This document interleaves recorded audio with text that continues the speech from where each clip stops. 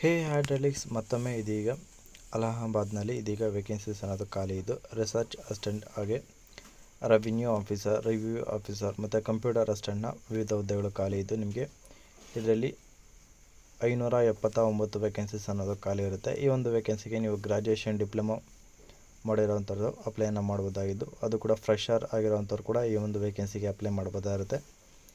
So ಯಾರೆಲ್ಲ ಈ ಒಂದು ವೇಕೆನ್ಸಿಗೆ ಅಪ್ಲೈ ಮಾಡುವಂಥ ಇಂಟ್ರೆಸ್ಟ್ ಇರೋಂದ್ರು ಈ ಒಂದು ವಿಡಿಯೋಗೆ ಈಗಲಿಂದ ಕೂಡ ಅಪ್ಲೈಯನ್ನು ಮಾಡ್ಬೋದಾಗಿದ್ದು ಅಪ್ಲೈ ಮಾಡುವಂಥವ್ರು ಈ ಒಂದು ವಿಡಿಯೋನ ಫುಲ್ಲಾಗಿ ನೋಡಿ. ಅದಕ್ಕಿಂತ ಮುಂಚೆ ನಮ್ಮ ಚಾನಲ್ ಹೊಸ ವಿಡಿಯೋ ನೋಡ್ತಿರೋಂಥವ್ರು ಪ್ಲೀಸ್ ನಮ್ಮ ಚಾನಲ್ ಸಬ್ಸ್ಕ್ರೈಬ್ ಮಾಡಿಕೊಂಡು ಸಪೋರ್ಟ್ ಮಾಡಿ. ಇನ್ನು ಈ ಒಂದು ವೇಕೆನ್ಸಿಗೆ ಅಪ್ಲೈ ಮಾಡೋದಕ್ಕೆ ನಿಮಗೆ ಜೂನ್ 1ನೇ ತಾರೀಕಿಂದ ಹಿಡಿದು ಜೂನ್ 21ವರೆಗೂ ಟೈಮ್ ಇರುತ್ತೆ. ಹಾಗೆ ನಿಮಗೆ ಅಪ್ಲಿಕೇಶನ್ ಫೀಸ್ ಪೇ ಮಾಡೋದಕ್ಕೆ ಜೂನ್ 22ವರೆಗೂ ಕಾಲಾವಕಾಶ ನೀಡಲಾಗಿದ್ದು ಇದು ಕೂಡ ನೀವು ಆನ್ಲೈನ್ ಮೂಲಕ ಪೇ ಮಾಡಬೇಕಾಗಿರುತ್ತೆ. ಇನ್ನು ಜನರಲ್ ಆಗಿ OBCಗೆ ಒಂದು ಫೀಸ್ ಬಂದು 1500 ರೂಪಾಯಿ ಇರುತ್ತೆ. SC ST EWS of Uttar Pradesh ಸೇರಿದಂಥವ್ರಿಗಾದರೆ 1000 ರೂಪಾಯಿ ಇರುತ್ತೆ. ಇದನ್ನು ನೀವು ಆನ್ಲೈನ್ ಮೂಲಕ ಪೇ ಮಾಡ್ಬೋದಾಗಿದ್ದು ಇಫ್ ನೀವೇನಾದರೂ ಅಪ್ಲಿಕೇಶನ್ ಕರೆಕ್ಷನ್ ಏನಾದರೂ ಮಾಡೋ ಆಗಿದ್ದರೆ ಜೂನ್ 24ಇಂದ ಜೂನ್ 25ವರೆಗೂ ಟೈಮನ್ನು ನೀಡಲಾಗ್ತಾ ಇರುತ್ತೆ. ಹಾಗೆ ನಿಮಗೆ ಬೇಕಾಗಿರೋಂಥ ಹಾಲ್ ಟಿಕೆಟ್ ಬಂದು exam.nats.nic.in ಅಥವಾ www.allahabadhighcourt.in ಈ ಒಂದು ಅಫಿಷಿಯಲ್ ವೆಬ್ಸೈಟಲ್ಲಿ ನೀವು ಚೆಕ್ ಮಾಡ್ಕೋಬೋದಾಗಿರುತ್ತೆ.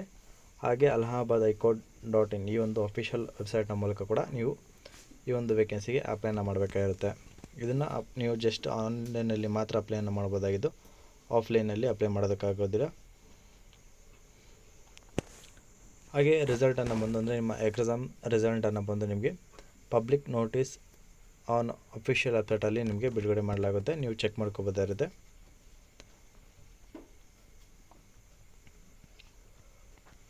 ಇನ್ನು ಯಾವ್ಯಾವ ಹುದ್ದೆಗೆ ಎಷ್ಟು ಸ್ಯಾಲ್ರಿ ಇದೆ ಮತ್ತು ಎಷ್ಟು ಜಾಬ್ ಅಂತ ನೋಡಿದ್ರೆ ರಿವ್ಯೂ ಆಫೀಸರ್ನ 138 ವೇಕೆನ್ಸೀಸ್ ಖಾಲಿದ್ದು ಮಿನಿಮಮ್ ಸ್ಯಾಲ್ರಿ 47,000ದಿಂದ ಶುರುವಾಗ್ತಾ ಇರುತ್ತೆ. ಇದಕ್ಕೆ ಬ್ಯಾಚುಲರ್ ಡಿಗ್ರಿ ಮುಗಿಸಿರೋವಂಥವ್ರು ಜೊತೆಗೆ ಡಿಪ್ಲೊಮಾ ಅಥವಾ ಡಿಗ್ರಿ ಇನ್ ಕಂಪ್ಯೂಟರ್ ಸೈನ್ಸ್ ಮುಗಿಸಿರೋವಂಥವ್ರು ಅಪ್ಲೈ ಮಾಡ್ಬೋದಾಗಿರುತ್ತೆ. CC ಸರ್ಟಿಫಿಕೇಟ್ ಇರೋವಂಥವ್ರು ಕೂಡ ಅಪ್ಲೈ ಮಾಡ್ಬೋದಾಗಿರುತ್ತೆ. ನೆಕ್ಸ್ಟ್ ಬಂದು ಈ ಒಂದು ಹುದ್ದೆಗೆ ಅಪ್ಲೈ ಮಾಡೋವಂಥವ್ರಿಗೆ ಡೇಟಾ ಎಂಟ್ರಿಯಲ್ಲಿ ವರ್ಡ್ ಪ್ರೆಸ್ ಮತ್ತು ಕಂಪ್ಯೂಟರ್ ಆಪ್ರೇಟರ್ ಚೆನ್ನಾಗಿ ಗೊತ್ತಿರಬೇಕಾಗಿರುತ್ತೆ. ಹಾಗೆ ಮಿನಿಮಮ್ ಟೈಪಿಂಗ್ ಸ್ಪೀಡ್ ಬಂದು 25 words per second in English ಅಲ್ಲಿ ಇರಬೇಕಾಗಿರುತ್ತೆ. ಇನ್ನು ನೆಕ್ಸ್ಟ್ ಬಂದು ಅಸಿಸ್ಟೆಂಟ್ ರಿವ್ಯೂ ಆಫೀಸರ್ಗೆ ಇದು 380 ವೇಕೆನ್ಸೀಸ್ ಖಾಲಿದ್ದು ಮಿನಿಮಮ್ ಸ್ಯಾಲ್ರಿ ಬಂದು 44,000ದಿಂದ ಶುರುವಾಗ್ತಾ ಇರೋದಕ್ಕೆ. ಇದಕ್ಕೂ ಕೂಡ ಬ್ಯಾಚುಲರ್ ಡಿಗ್ರಿ ಮುಗಿಸಿರ್ಬೇಕಾಗಿರುತ್ತೆ. ಡಿಪ್ಲೊಮೊ ಅಥವಾ degree in computer science and data entry ಮತ್ತು ವರ್ಡ್ ಪ್ರೆಸ್ನ ನಾಲೆಜ್ ಇರಬೇಕಾಗುತ್ತೆ. ಮಿನಿಮಮ್ ಸ್ಪೀಡ್ ಬಂದು 25 ವರ್ಡ್ಸ್ ಪರ್ ಮಿನಿಟ್ ಆಗಿರುತ್ತೆ. ಇನ್ನು ಕಂಪ್ಯೂಟರ್ ಅಸಿಸ್ಟೆಂಟ್ಗೆ ಇದಕ್ಕೂ ಕೂಡ 25 ವೇಕೆನ್ಸೀಸ್ ಖಾಲಿದ್ದು ಮಿನಿಮಮ್ ಸ್ಯಾಲ್ರಿ ಬಂದು 25,000 ಆಗಿರುತ್ತೆ. ಇದಕ್ಕೂ ಕೂಡ ಸೇಮ್ ಎಜುಕೇಷನ್ ಬೇಕಾಗಿರುತ್ತೆ.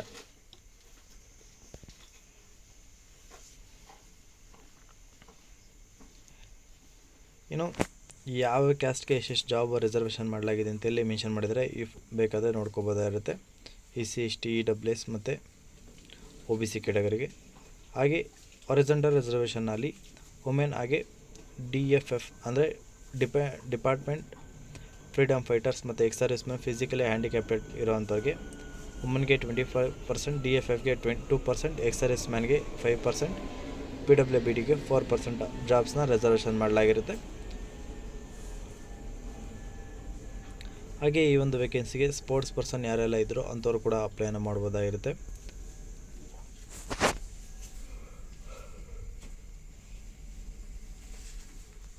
ಇದರಲ್ಲಿ ರಿವ್ಯೂ ಆಫೀಸರ್ನ 132 ವೇಕೆನ್ಸಿನ ಯಾವ ಕ್ಯಾಟಗರಿಗೆ ಎಷ್ಟು ರಿಸರ್ವೇಷನ್ ಆಗಿರುತ್ತೆ ಅಂತ ಇಲ್ಲಿ ಮೆನ್ಷನ್ ಮಾಡಿದರೆ ಇಫ್ ಬೇಕಾದರೆ ನೋಡ್ಕೋಬೋದಾಗಿರುತ್ತೆ. ಹಾಗೆ ನೆಕ್ಸ್ಟ್ ಅಸಿಸ್ಟೆಂಟ್ ಆಫ್ ರಿವ್ಯೂ ಆಫೀಸರ್ಗೂ ಕೂಡ ಸೇಮ್ ನೋಡ್ಬೋದಾಗಿರುತ್ತೆ. ನೀವು PWBD ಕ್ಯಾಟಗರಿಗೆ ಕೂಡ.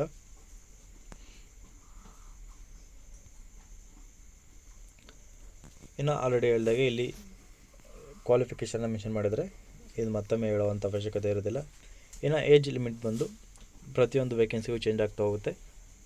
ರಿವ್ಯೂ ಆಫೀಸರ್ ಮತ್ತು ಅಸಿಸ್ಟೆಂಟ್ ರಿವ್ಯೂ ಆಫೀಸರ್ಗೆ ಮಿನಿಮಮ್ ಬಂದು 25 to 35 ಒಳಗಡೆ ಇರೋವಂಥ ಅಪ್ಲೈ ಮಾಡ್ಬೋದು. ಇದು ಪ್ಲಸ್ ಏಜ್ ರಿಸ್ಟ್ರಿಕ್ಷನ್ಸ್ ಸಿಗ್ತಾ ಇರುತ್ತೆ.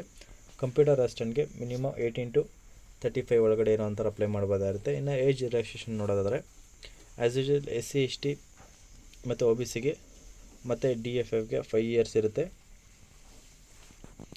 ಇನ್ನು ಸ್ಟೇಟ್ ಉತ್ತರ ಪ್ರದೇಶ ಸೇರಿದಂಥ ಸ್ಪೆಸಿಫಿಕ್ ಇರೋ ಮತ್ತು ಹೈಕೋರ್ಟ್ನಲ್ಲಿ ಜಾಬ್ ಮಾಡಿರೋವಂಥವ್ರು ಆಲ್ರೆಡಿ ಅಂಥವ್ರಿಗೂ ಕೂಡ 5 ಇಯರ್ಸ್ವರೆಗೂ ಇರುತ್ತೆ. ಮತ್ತು ಎಕ್ಸ್ ಸರ್ವಿಸ್ ಮ್ಯಾನ್ಗೆ ಕೂಡ 3 ಇಯರ್ಸ್ವರೆಗೂ ನೀಡಲಾಗ್ತಾಯಿದೆ. ಅದು ಬಂದು ಆರ್ಮಿ ಆಗಿರ್ಬೋದು, ಏರ್ಫೋರ್ಸ್ ಆಗಿರ್ಬೋದು, ನ್ಯಾವಿಯಲ್ಲಿ ಕೆಲಸ ಮಾಡಿರೋವಂಥವ್ರಿಗೆ.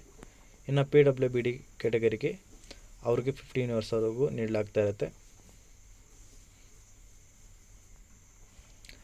ಇನ್ನು ಮ್ಯಾರಿಟಲ್ ಸ್ಟೇಟಸ್ ಬಂದು ಈ ಒಂದು ವೇಕೆನ್ಸಿಗೆ ಮದುವೆ ಆಗಿರೋರು ಕೂಡ ಅಪ್ಲೈ ಮಾಡ್ಬೋದಾಗಿತ್ತು. ಬಟ್ ಫಸ್ಟ್ ಸಲ ಮದುವೆ ಆಗಿ 2ನೇ ಸಲ ಯಾರೆಲ್ಲ ಮದುವೆ ಆಗಿರೋವಂಥವ್ರಿಗೆ ಅವ್ರಿಗೆ ಅಲೋ ಇರೋದಿಲ್ಲ. ಫಸ್ಟ್ ಟೈಮ್ ಮದುವೆ ಆಗಿರೋವಂಥವ್ರು ಮಾತ್ರ ಅಪ್ಲೈ ಮಾಡ್ಬೋದಾಗಿರುತ್ತೆ.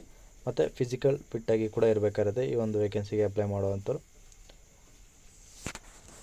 ಇನ್ನು ಎಕ್ಸಾಮಿನೇಷನ್ ವಿಚಾರ ನೋಡೋದಾದರೆ ಒಟ್ಟು ನಿಮಗೆ 3 ಸ್ಟೇಜಸ್ ಆಫ್ ಎಕ್ಸಾಮಿನೇಷನ್ ಇರುತ್ತೆ. ಸ್ಟೇಜ್ 1 ಪ್ರಿಲಿಮಿನರಿ ಎಕ್ಸಾಮಿನೇಷನ್ ಆಗಿರುತ್ತೆ. ಇದು 200 ಮಾರ್ಕ್ಸ್ಗೆ 3 ಅವರ್ಸಲ್ಲಿ ನೀವು ಕಂಪ್ಲೀಟ್ ಮಾಡಬೇಕಾಗುತ್ತೆ.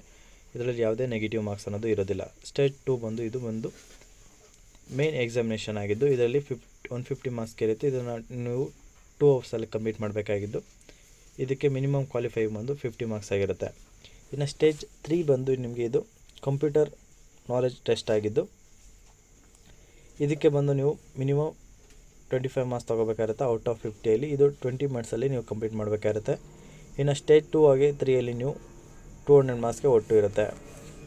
ಹಾಗೆ ನಿಮಗೆ ಸ್ಟೇಜ್ 2 ಹಾಗೆ 3 ಆಧಾರ ಅಂದರೆ ನಿಮ್ಮ ಮಾರ್ಕ್ಸ್ನ ಆಧಾರದ ಮೇಲೆ ನಿಮಗೆ ನಿಮ್ಮ ಮೆರಿಟ್ ಸ್ಟೇಟಸನ್ನು ಅಂದರೆ ಮೆರಿಟ್ ರಿಸಲ್ಟ್ನ ಬಿಡುಗಡೆ ಮಾಡಲಾಗುತ್ತೆ. ಇನ್ನು ಇವೆಲ್ಲ ನಿಮಗೆ ಮಲ್ಟಿಪಲ್ ಚಾಯ್ಸ್ ಕ್ವಶನ್ಸ್ ಆಗಿರುತ್ತೆ.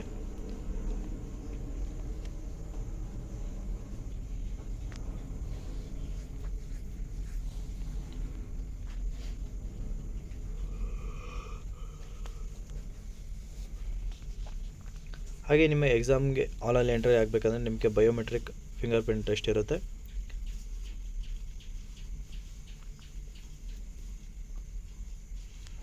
ಇನ್ನು ನೀವು ಎಕ್ಸಾಮ್ ರಿಸಲ್ಟ್ನ ನೀವು ಈ ಒಂದು ವೆಬ್ಸೈಟಲ್ಲಿ ನೋಡ್ಕೋಬೋದಾಗಿರುತ್ತೆ ಆಲ್ರೆಡಿ ಹೇಳಿದಾಗೆ.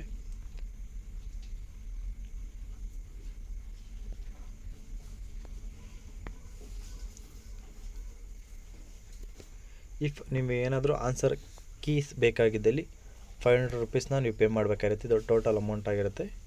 ಬೇರೆ ಜಾಬ್ ರೀತಿ ಒಂದೊಂದು ಆನ್ಸರ್ಗೆ ಪೇ ಮಾಡುವ ಥರ ಇರುತ್ತೆ. Total amount pay ಮಾಡಬೇಕಾಗಿರುತ್ತೆ.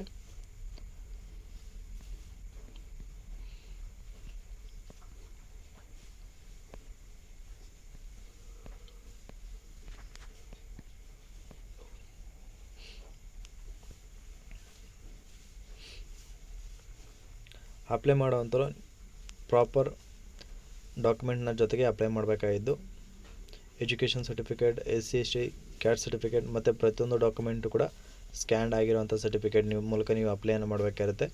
ಮತ್ತು ನಿಮ್ಮ ಫೋಟೋಸ್ ಹೇಗಿರಬೇಕಂತೆ ಪಾಸ್ಪೋರ್ಟ್ ಸೈಜಲ್ಲಿ ಇಲ್ಲಿ ಕ್ಲಿಯರಾಗಿ ಮೆನ್ಷನ್ ಮಾಡಿದರೆ ಇಫ್ ಬೇಕಾದರೆ ನೋಡ್ಕೋಬೋದಾಗಿರುತ್ತೆ. ನಿಮ್ಮದು ಲೇಟೆಸ್ಟ್ ಫಿಂಗರ್ ಪ್ರಿಂಟ್ ಫೋಟೋಸ್ ಬೇಕಾಗಿರುತ್ತೆ. ಮತ್ತು ನಿಮ್ಮದು passport size 8 passport size photos ಬೇಕಾಗಿರುತ್ತೆ. ಇನ್ನು ಇರೋವಂಥ ಮ್ಯಾರೇಜ್ ಸರ್ಟಿಫಿಕೇಟ್ ಇವೆಲ್ಲ ನಿಮಗೆ ಯಾವ ರಿಲೇವೆಡ್ ಡಾಕ್ಯುಮೆಂಟ್ ಇದ್ದಾವೆ ಅದನ್ನೆಲ್ಲ ನೀವು ಡಾಕ್ಯುಮೆಂಟ್ ಸ್ಕ್ಯಾನ್ ಮಾಡಿ ಅಪ್ಲೋಡ್ ಮಾಡಬೇಕಾಗುತ್ತೆ.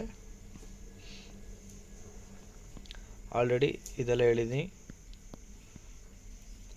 ಇನ್ನು ನೀವೇನಾದರೂ ಸ್ಟೇಟ್ ಬ್ಯಾಂಕ್ ಮೂಲಕ ಅಪ್ಲೈ ಮಾಡಿದ್ರೆ ಏನಾದ್ರು ಪ್ರಾಬ್ಲಮ್ ಅಂದರೆ ಇಲ್ಲಿ ಹೇಗೆ ಅಂತ ಮೆನ್ಷನ್ ಮಾಡಿದರೆ ನೋಡ್ಕೋಬೋದಾಗಿರುತ್ತೆ.